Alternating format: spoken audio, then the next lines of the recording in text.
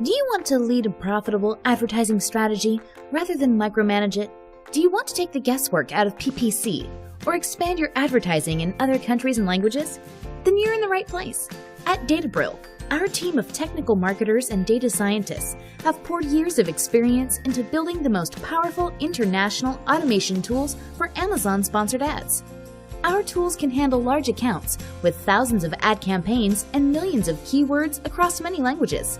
The total result is increased sales and reduced ACOS. And in contrast to most agencies, our pricing is based on an inexpensive flat rate. So get in touch today. Visit sellersessions.com/agency for more details. Hey guys, welcome back to Seller Sessions. In this episode, we bring in Chris McCabe. How you doing, Chris? Excellent. How you doing? Yeah, good. So today we're going to recap on a previous discussion me and Will Cherland had with regards to suspension. And we're discussing whether a no-win, no-fee model could work. Not all Amazon sellers fit into the same box. They're not all doing 6 and 7 figures. There are guys that are starting out, but equally they get affected by suspensions as well. And they don't necessarily have a few £1,000s, dollars, or whatever the costs are, depending on the company that you go to. Turn that around for them or have the skill set themselves to do so. And the other side of it, there is no guarantees. So you might be, say, turning over a couple of grand a month, and it might cost you £2,000 to embark on a service to do this, and there's no guarantees. And that could take them out the game. So we were trying to discuss co-op ideas and stuff like that. Obviously, Chris, we're friends anyway. He's reached out to me. He's got some suggestions. So Chris, over to you. Right. So, I mean, in terms of the co-op, several sellers pooling their resources, paying into one fund, going after one consultant that they find reliable, good communication, good reinstatement history, that sort of thing. I mean, that does make some sense to me. I haven't been presented with anything viable that would make sense thus far, but it seems like you're talking about something that would follow along the lines of like the suspension insurance theory that we've seen so far. Of course, yeah. Anything that sellers can do to prepare for the worst, I mean, hope for the best, but prepare for the worst so that if you get suspended, you're not scrambling. Yeah. And not just scrambling for funds to pay somebody who's actually good at this kind of thing, which, I mean, you should be prepared to also have your documentation ready. You should be prepared to maybe write a plan of action yourself, and at least have the bullets or the guts of a plan ready to go if you see things starting to trend in the wrong direction on your account. So prepare in all ways. But in terms of financial reserves, I wouldn't just live paycheck to paycheck and expect that nothing, hope and pray that nothing bad will happen, because as we've seen with Amazon, you have to be prepared. They love the lightning strike, and they don't apologize for sometimes suspending people without warning. Sometimes they do warn you, but you don't take the warning seriously because you've been warned for the same thing before. It depends on why you're suspended. It always has to be taken case by case. You can't compare yourself to other sellers, other situations. And that's another comment I wanted to kind of jump into is the apples and oranges. Everybody wants to compare themselves to something they saw in a Facebook group or a seller forum comment, and Amazon evaluates you based on you. You have to resist that temptation. Yeah, no, it makes total sense. I get the understanding, yes, we should have like a slush fund in reserve and stuff, but as business owners, and when you're starting out, there are guys that are obviously on multiple businesses, and Amazon is maybe their 6th or 7th turn in terms of different businesses, but then you've got new guys starting out. Now, Amazon is a cash flow business, as we know, right? So it's cash hungry. And you may not have all that in reserve, and you may not be at that stage to really know about suspensions or the costs. You may have heard of them, but you might ring a suspension company and go, oh, blimey, I didn't know it cost £2,000 for a letter, and that's the thing where people will get caught out as well. So yeah, we should all be thorough and have a slush fund in place. But that's not always the opportunity you have. You kind of often find that as entrepreneurs, people that don't work in a corporate environment, and have that necessary safety net. Let's talk about if you don't. Can you see where me and Will were coming from in the sense that there's a bridging gap? The ranges of fees I understand can be anywhere from £500 for a letter to £2,000 for a letter, and if it's on the weekend, that could be £3 or £4 because it's overtime rates as well. Right. So first of all, I have to clear up the misconception about you're just paying for a letter. Yeah. You shouldn't hire anybody who promises you only to write one plan of action and then you're on your own if that one doesn't fly. You should hire somebody for the project, retain them for everything, all the work, whether it's the research, the writing, the follow-ups, the escalations, everything you might need. And sometimes it's very difficult even for us to know exactly what this or that kind of seller will need on the way in just by talking to them. Prepare for everything that might be involved in that project. So you're talking about way more than a letter, and you're talking about way more than half an hour of work. Yeah. Okay. So walk me through the process, right?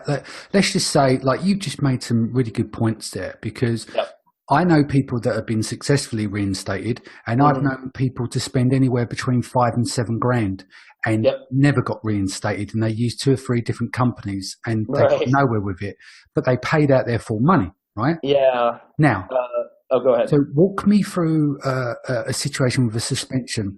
Let's just say you write an appeal. It gets rejected. It gets rejected again. What's the steps here? Talk me through it. It depends on why it's been rejected. Typically, we don't write one plan of action and then that gets rejected. We write another one that gets rejected. What you just described. Yeah. Okay. I'm giving you in the scenario here. You're doing revised plans based on what was considered missing by Amazon. You're not, I call this the Spam-a-lot approach. A lot of, and you're British, so you'll appreciate anything called Spam-a-lot. Yeah. I won't eat it, but hire a consultant, they write you one plan, they don't change it, they don't improve it, doesn't matter if it was accepted or not, they give you 1 million places to send it. And they start even give you email addresses to Amazonians, and you start annoying them and bothering them. And a lot of them don't respond, and a lot of them don't care, and a lot of them have nothing to do with seller performance or notice or product quality or any of the teams that may have suspended you. Yeah. So, and this kind of what you said a moment ago leads into the whole conversation about guarantees that you and Will had. Yeah. If somebody hired 3 different consultants and they spent $5,000 to $7,000, then they should have spent a lot more time vetting their consultants, and they should have put a little more due diligence into evaluating who they wanted to hire. Yeah. From my perspective, I used to work on the teams that suspended a lot of these people. So I don't really spend a lot of time justifying why hiring me makes sense, nor should I. Yeah. Somebody else that you hire really needs to kind of make up for that shortfall, because they need to explain why they understand how internal teams operate. And you really need to think about more than price when you hire them, because even if they guarantee it and you only pay them $500 or $1,000, what good is that if they can't do the work for you? No, totally agree. Yeah, they're also at the same time, they're burning through potential opportunities to get your account back. Yeah. Just because you're trying to pay them less. Exactly. So let's move on to the question, the cycle of success. So the point I was getting to there, you mentioned that it's not just, it's just a letter. Right. Give me an example of where you've had to go, like, so the audience understands. They've paid to provide a service with you who's an ex-Amazonian, right? Who's trained these members of these teams, got high-level experience inside. But you're not winning. Let's just say you submit one. What I'm asking to you, what does the end result look like when you're not able to get them reinstated? I've only had a handful of sellers in 3.5 years that I haven't gotten reinstated. I don't think any of the reasons were matching in any of those cases. Okay. No, everyone else, if you want to call it quote unquote stuck at any one point, we submit one plan, we have another plan, we submit a revised plan. If we don't feel that anything's been left unaddressed, and we've interacted with Amazon on a variety of levels and we don't get any information back that hints that they reviewed it properly, then that's an escalation. Yeah. If we know that our revised plan, anyone could have a plan of action that can be improved. Yes. So if we do one revision, maybe even 2 revisions, then we know we have it. 90-something% of the time, a second revision is going to nail it. Yeah. So if they're not accepting it, and if we've been in the seller's account and we know that there's nothing we've missed there, that we know that there's nothing they haven't told us, at least in terms of what you can see in Seller Central, then you have to escalate it properly. And this is where a lot of people trip up, because they're not asking their consultants, if I get stuck, how should I escalate it? Where should I escalate it? How will you revise my plan of action? No seller is asking consultants these questions, from what I can gather. A lot of them don't ask me even. That's because often, if you're on the other side of the table and your livelihood at stake, people go into a blind panic. It's like you've probably seen this as well. I get people that contact me. I'm say, look, I'm no suspension guy. When they go, oh, I've got this through and I'm working on the plan of action, and then, you know, they go, can I send it? I say, sure, you can send it, but I can't advise you on it. I'm not a suspension guy. And 9 times out of 10, when people send these things to me, it's very personal. And because they're upset and anxiety, and so it's like when you explain to them, look, I say I'm no expert, but what you just wrote in here is a love letter of hate, right? And basically, you're not going to get anywhere with this because you've made it all personal, and it upsets them. You know, I say you've got to take yourself out of it, and these have asked for a plan of action. You're going to need to revise it, keep it short, but if you're that worried, get your budget together and you speak to a suspension team of your choice, you know. So what are the questions that these people should be asking? Like you just said, right? You've worked inside of Amazon. People have gone into a blind panic. You probably have to deal with this every day anyway. I'm only talking it from a seller's point of view, but you've dealt with hundreds, if not thousands, of sellers, probably all in a similar panic state, unless they're on their second or third suspension and they've been around the block. You know? And that's completely understandable. I mean, I've read thousands. I've now read thousands of those when I was working there, and now I've read hundreds, if not thousands, since leaving. So I understand where that comes from. You have to kind of resist the impulse to either appeal right away or to call somebody right away. Hire the first person you talk to. Yeah. I mean, figure out what their background is. Figure out if they're selling you a bill of goods, right? Yeah. I understand that there are consultants who say we have 100% success rate. I mean, don't just accept that, right? Yeah, but this is another thing that come up, right? Look, let's be honest. Have some street smarts. Exactly. This is and this is true, right? Now, anyone you speak to, and you know, and you've just mentioned you've had a handful, right? I haven't heard that before. 3.5 years, yeah. 3.5 years you've had, that's great. But you've got to admit, 99% of these services, you know, they've got amazing track records, but there is no social proof. There's no way of proving it. You just have to take their word for it. I believe you because I know you and you're no nonsense. So if you said to me you've had a handful in 3.5 years, I get that. But if you don't know the person and they're all out trying to get as many leads in as possible, there is no social proof. The only way you find about social proof. Unfortunately, so a lot of these people who say they have 90-something%, 100% reinstatement rates, that's great, but why am I inheriting all their failure cases? No one who hires them who cannot get back on is willing to talk publicly about somebody who they hired who is spinning them in some other direction and blaming Amazon for why they haven't gotten reinstated.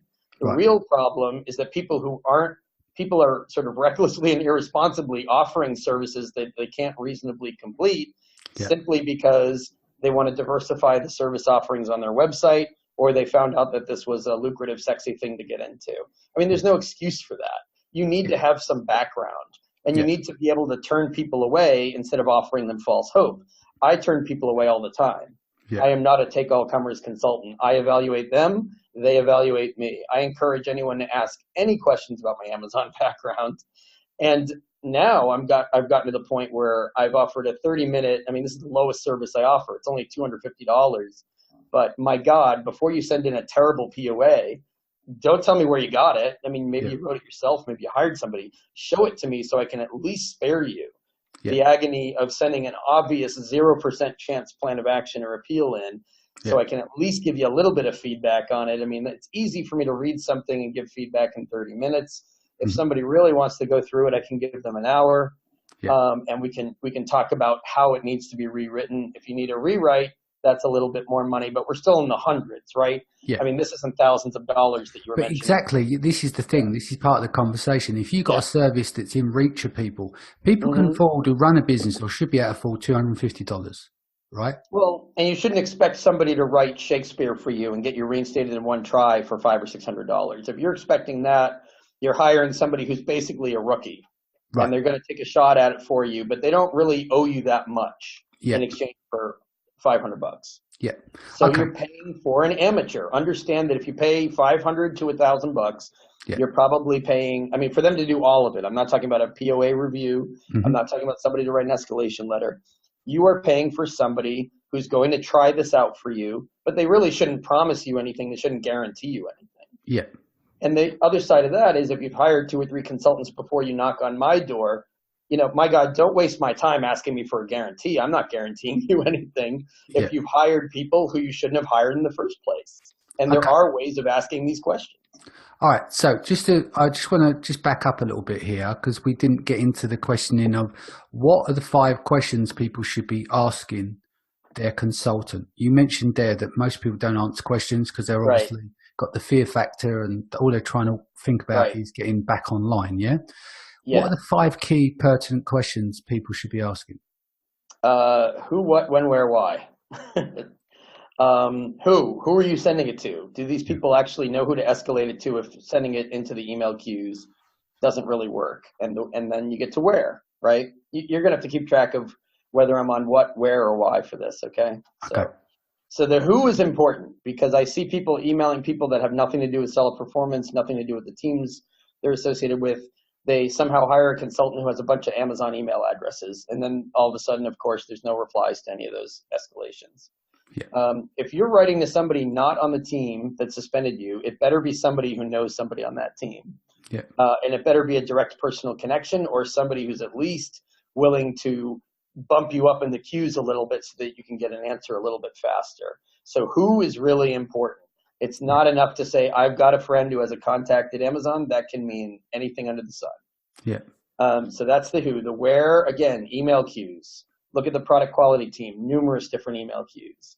I see sellers sending things to the wrong places all the time. People are still, for some reason, talking about seller support instead of seller performance. That distinction's lost on people. I understand Amazon's made it a little bit confusing by having seller support calls, make phone calls after you've sent an appeal in, but understand which team suspended you and what their email queues are, what their escalation queues are, right? And the how is really, are you just sending one plan of action over and over to all these different sources? And a lot of people say, well, just send it to Jeff if you don't get a response within 24 hours. Or if you don't get a response you like, go straight to Jeff, go to executive seller relations. That's not how you do it. So that how is completely backwards. And it's based in a lot of misconceptions and misunderstandings about how escalations are done. My theory is mostly because a bunch of these new consultants really don't understand the escalations process at all. So they're sort of pretending that they do or they're guessing. But if this is the lifeblood of your business, you shouldn't be placing the fate of your business in the hands of somebody who's guessing on your behalf. I mean, you can guess all on your own, right? What am I missing? The why? Why did you get suspended in the first place, right? Figure out, don't just blame Amazon, don't just blame competitors. Sure, sometimes competitors are nipping at your heels, I understand that. Don't just blame, everybody else. Make sure you understand before you even start that Amazon wants you to take some responsibility for what they perceive as things going in the wrong direction on your account. You can debate with yourself, don't debate with Amazon, whether or not you think they've been overly harsh, overly aggressive with you, but come around quickly on the why part. Don't waste appeals, don't waste time when you're losing revenue thinking about why did this happen to me? I mean, there are ways of getting yourself reinstated in most situations. Don't burn a lot of energy on that question. So who, what, when, where, what am I missing? I got 4 of them. No, I think that pretty much covers you think that's good? Okay. Yeah.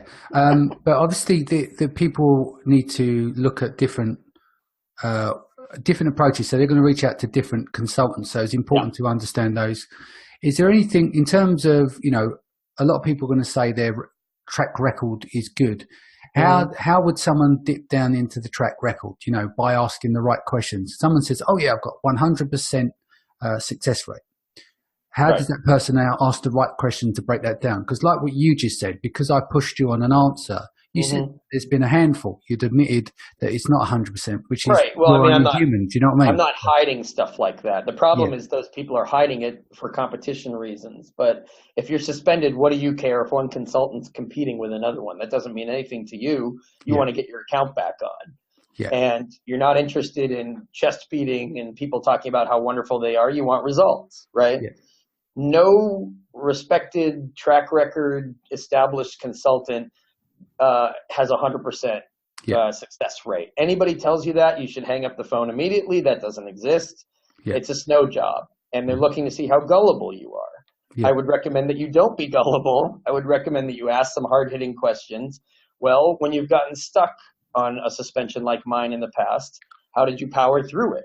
Did you write to a different queue? Did you revise the plan of action? How did you identify what was missing from the plan of action that you wrote for me or wrote for that client? I mean, there's a lot of great questions you can ask. You just have to sort of back off, slow down, maybe make some notes. If you want to, fold into your half-hour call with me, what question should I ask a consultant? I mean, I've got a bunch of different questions I can give you depending on the nature of the suspension. Yeah. So there's one interesting thing here. Let's throw out some examples. You said that you just don't take everyone on.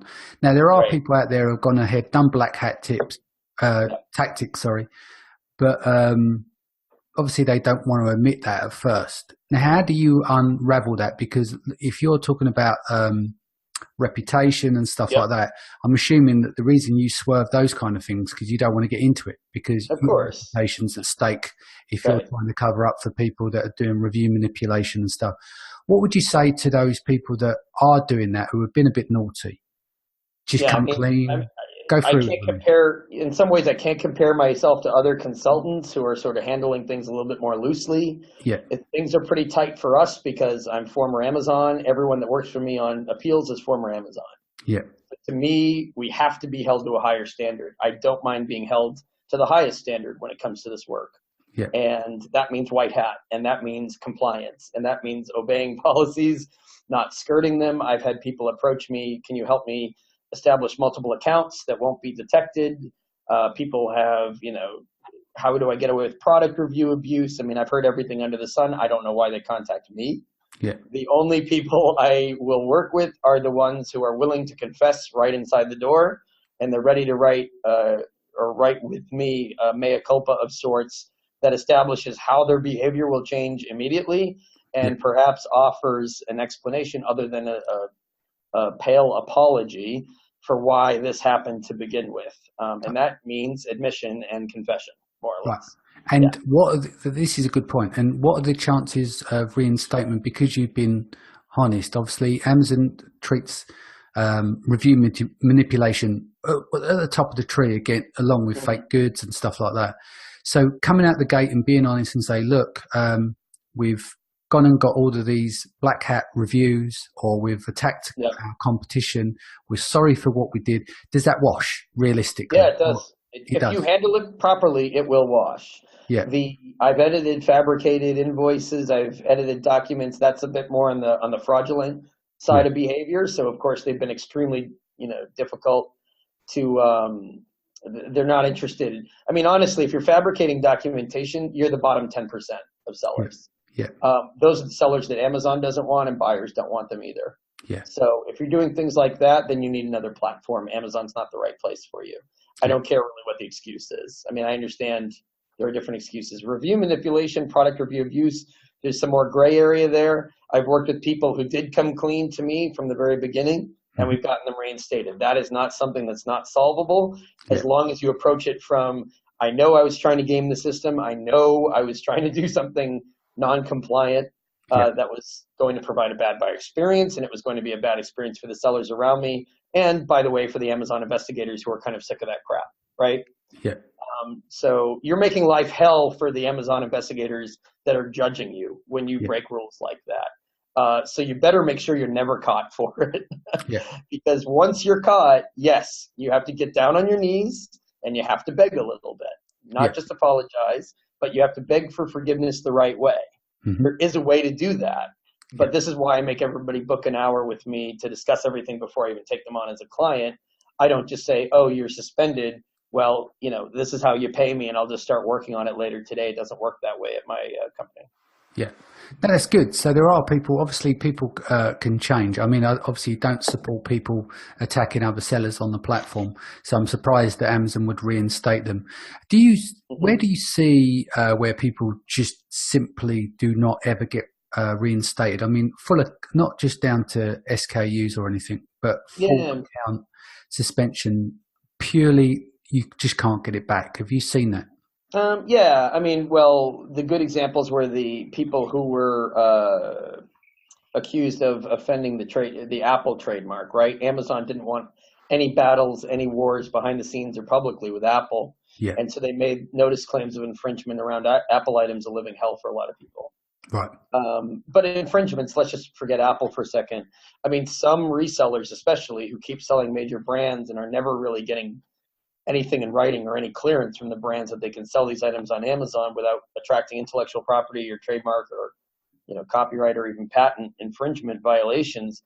Some of those sellers simply can't stop getting those. Mm-hmm. So those are situations where if somebody tells me they've been suspended 5 different times for notice claims of infringement, maybe they got some resolved, maybe they didn't get others resolved. I know Amazon is tired of looking at that account and warning them and taking those ASINs down. It's upping their legal liability, and just think of it in terms of administrative costs whenever investigators have to keep going back to your account for this, for late shipment, for infringements, for whatever it might be. If they have to keep looking at you, you're a problem child. Yeah. And they don't want problem children. They want reformed children. Yeah, totally. Yeah. So some other questions for you. How are you seeing the changes? I've noticed a change just from reading in the blogosphere and stuff. The changes with Amazon, that there seems to be more of a connection now. It's not just like letter goes out, you're suspended. Right. There are warnings. Do you want to talk us through some of the warnings and stuff you're seeing? It's almost like a pre-suspension. Yeah, the pre-POA. So what I'm working with a lot of people on now, they're active. They're not suspended. I mean, I work with mostly active sellers anyway. Yeah. Now the pre-POA, they want to hear what you're going to do to avoid the problems that they've cited in the future. To avoid a suspension now and also to get rid of these problems for good. They want to hear permanent solutions, not short-term stuff. And they'll be able to sniff out whether or not you get it or not and make a good decision on whether or not you should come back. Actually, you're still selling, but whether or not you should be suspended in the first place. That's what they're trying to do now. It's a little bit nicer to give you a warning. We're about to suspend you. If you take some immediate, grave, important actions right now, you can save yourself.